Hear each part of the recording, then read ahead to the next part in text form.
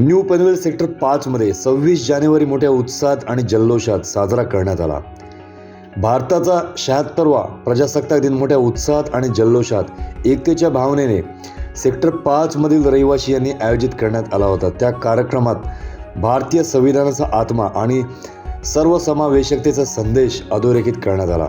कार्यक्रमाचं मुख्य आकर्षण होत्या स्त्रिया, स्त्री शक्ती, वरिष्ठ नागरिक या विविध जाती धर्म पंथाचे प्रतिनिधित्व करणाऱ्या महिलांच्या गटाने राष्ट्रध्वजाचे अभिमानाने केलेले ध्वजारोहण माननीय श्रीमती मृदुला पाटील, मंदा गमरे, बलविंदर कौर, निलोफर शेख, सावित्री सिंग आणि मालती पिंगळे यांच्या हस्ते करण्यात आलेला हा क्षण राष्ट्राच्या एकतेचं प्रतीक होता।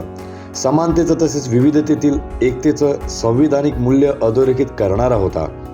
राष्ट्रगीताच्या सामूहिक गायनाने देशभक्तीची भावना अधिक दृढ करण्यात आली।